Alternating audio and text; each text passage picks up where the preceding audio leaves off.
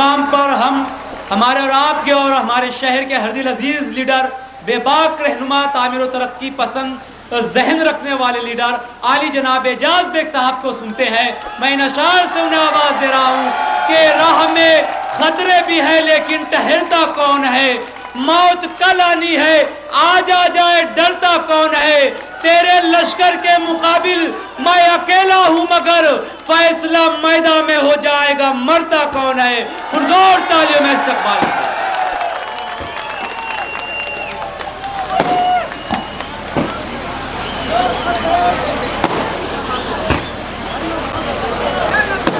अरे भाई लोग ये हरकत मत करा करो, अपनों को अपियत नहीं पसंद है, बराबर नहीं है ये सब। आज के इस प्रोग्राम के सदरों, इस वार्ड के कांग्रेस खानवादा से हमेशा मोहब्बत रखने वाले अली सरदार साहब, स्टेज पे बैठे हुए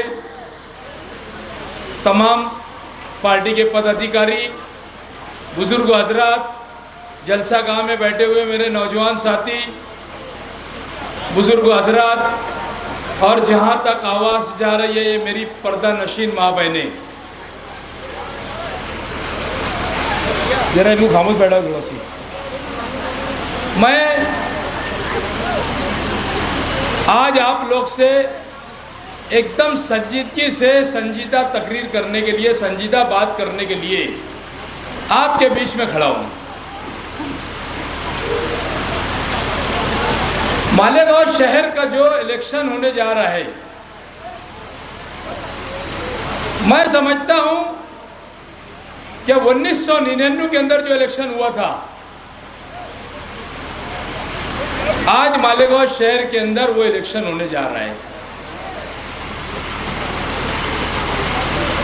एक तरफ गुंडागर्दी और दूसरी तरफ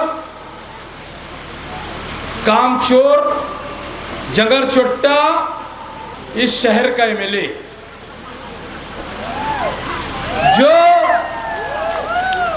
जो शहर के हित के अंदर कभी किसी ने उन्होंने काम नहीं किया।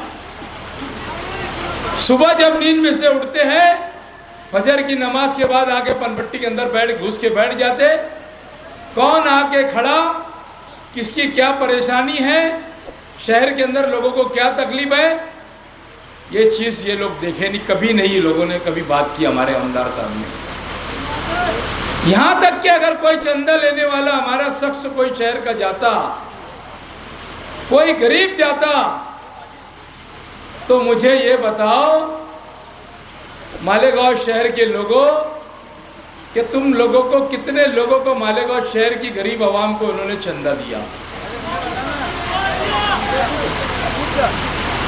शहर का रहनुमा, शहर का एमएलए लोग क्यों चुन के देते आप लोगों को मैं बताता हूं।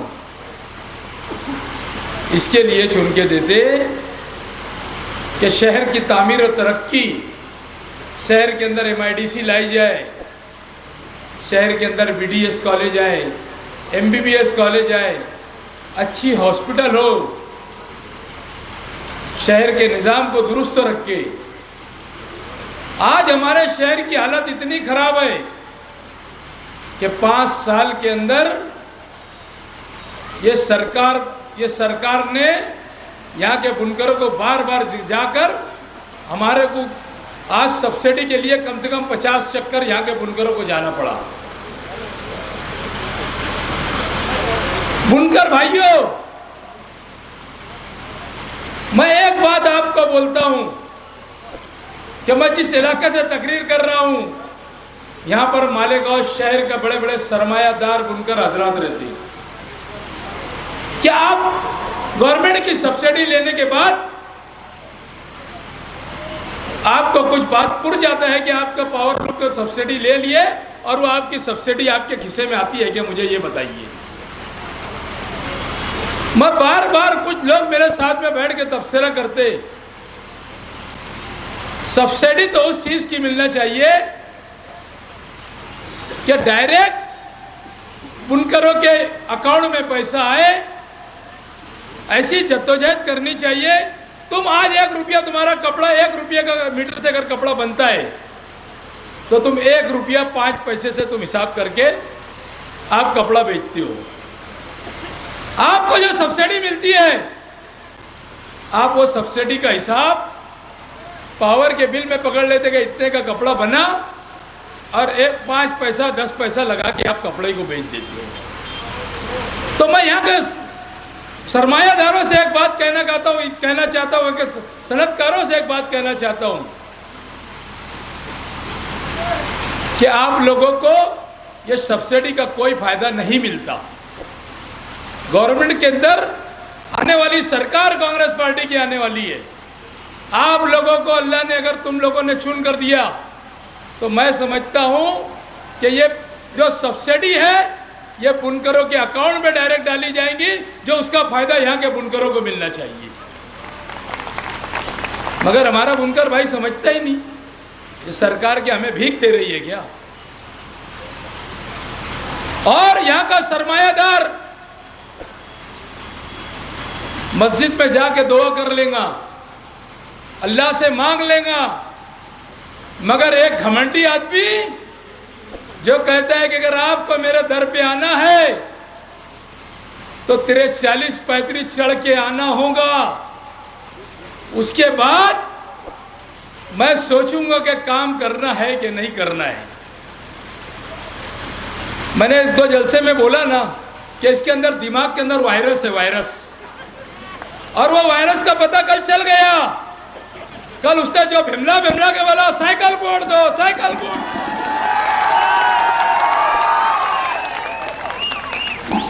मैंने पहले ही कहा था ना कि साइकिल का हैंडल किसकी और के हाथ में है, बोला था कि नहीं बोला था?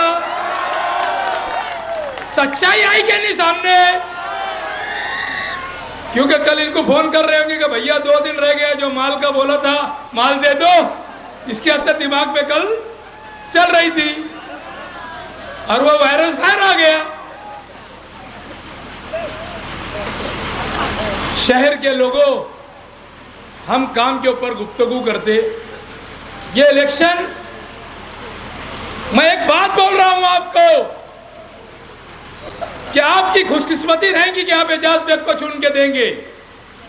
आप एमएलए बनाओ, ये शहर के नौजवान बुजुर्ग हजरात, मेरी माँ बहनों, मुझे एमएलए बनाओ, मंत्री बन के आगे का काम मेरा होगा। शहर के अंदर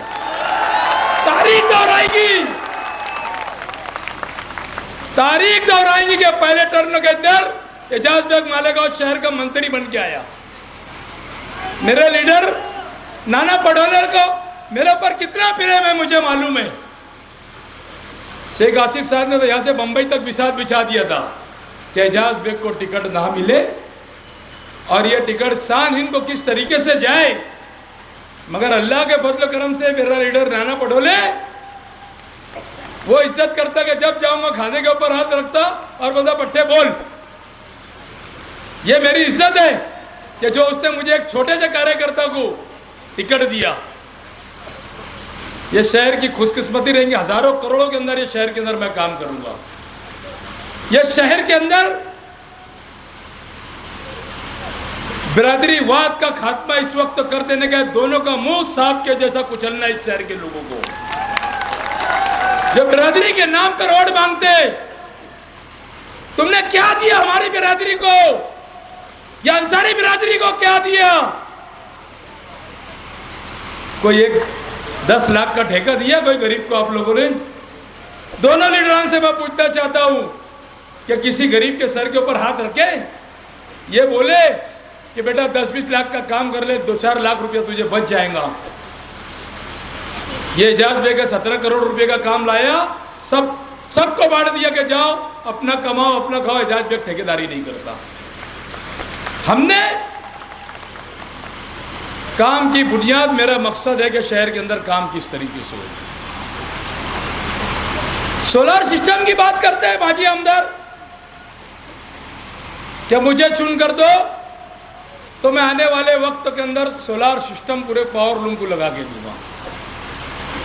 अरे भैया तू तो वो बात कर रहा है कि दांत है तो चने नहीं और चने है तो दांत नहीं। ऐसी बात है ना।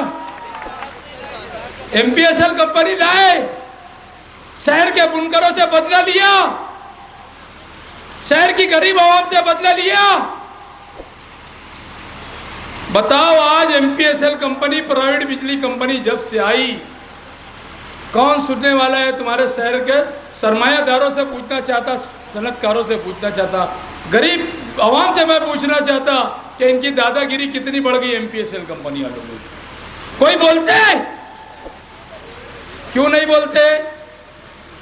क्योंकि हफ्ता आता, तुम्हारे कारखाने में रेड हुई कि उसके बारे में गए कि अब साहब ऐसा है, तो दोनों साहब के पास लेटर लिखे रहता 5% कम कर देना। होता कि नहीं ऐसा होता? बोलो। लड़ाई सिर्फ अगर लड़ता है तो एजाज बेग एमपीएसएल कंपनी को। बिल्कुल मेरी वजह से मालेगांव शहर के अंदर प्राइवेट बिजली जो नए मीटर लगाना चाहती थी, वो एजाज बेग की वजह से नहीं लगा रही। अगर आवाम ने बात को नहीं समझा, 2-4-500 में बिक गए, बिरादरीवाद में बिक गए, तो ये शहर को भुगतान तुमको भुगतना पड़ेगा, यहाँ के लीडरों को नहीं, क्योंकि तुम गलती करने वाले हैं, यहाँ के लीडर नहीं। कुछ लोग बोलते हैं एजाज बेग बहुत काम करता, सही बात है, तो क्या करेंगे फिर? काम करता तो काम नहीं करूँगा मैं? अरे तुमने मुफ्ती साहब को 10 साल आमदार बनाया, क्या बकरी को शेर का दूध पिलाने से बकरी शेर होती है क्या? आप बताओ। आजमाए ना हमने। अरे कौन सा डिपार्टमेंट को दबा के बोलते कि ऐसा नहीं होना चाहिए मेरे शहर के ऊपर। बड़ी हैरत की बात है, बकरीद के ऊपर उनके खुद के 4 जानवर पुलिस ने लेके चली गई। एक आदमी गया अंगुली सेठ के बल्ले का,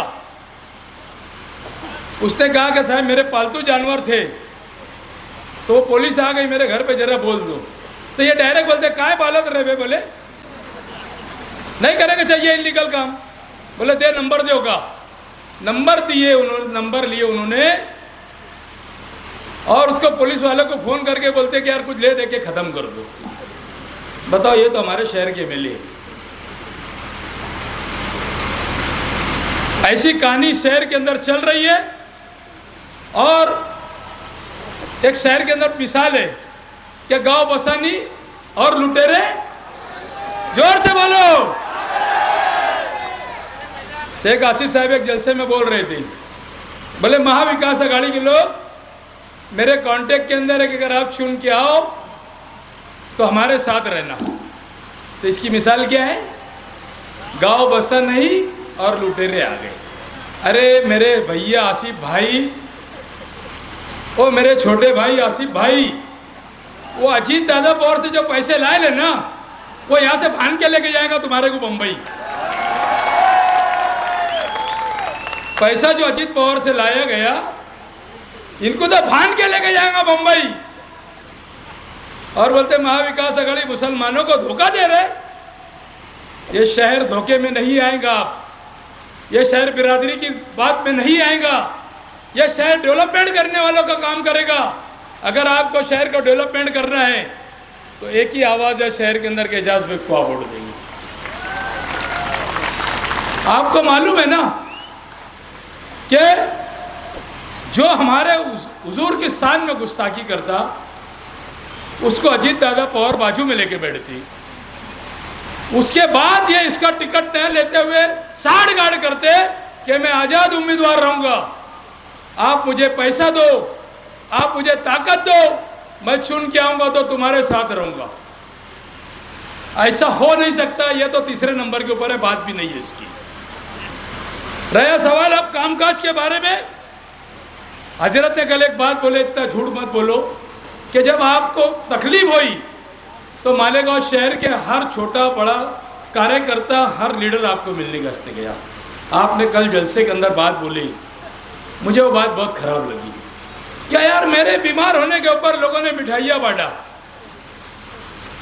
हजरत, आप एक अच्छे आलिम दीन हो, एक अच्छे सियासतदान नहीं है आप, मैं खुद आपको जब देखने के लिए गया तो मेरी आंख में आंसू आ गए, जिस तरीके से तकलीफ में वो जी रहे थे, तकलीफ जो हिसाब से थी उनके, तो मेरे को आंख में आंसू आ गए। हमने दुआ भी किया कि अल्लाह ताला इनको अच्छा कर दे।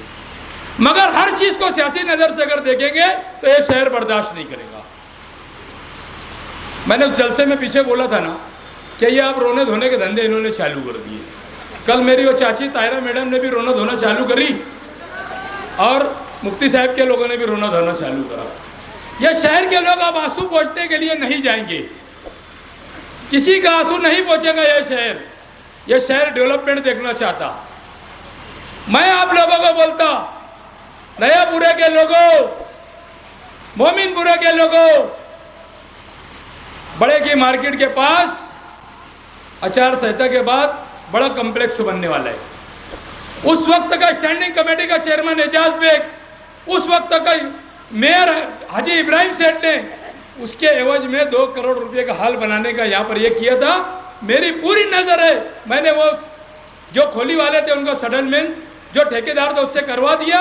इसके लिए करवाया कि आज अगर हमारा वहाँ पर हाल या काम चालू होता तो 2 करोड़ रुपए का मरूम हाजी यासीन सेठ के नाम से उन्होंने ठहराव किया था, यहाँ पर हाल बनेगा। इसके पीछे हम लोग डेवलपमेंट का काम करते, हम जात बिरादरी का काम नहीं करते।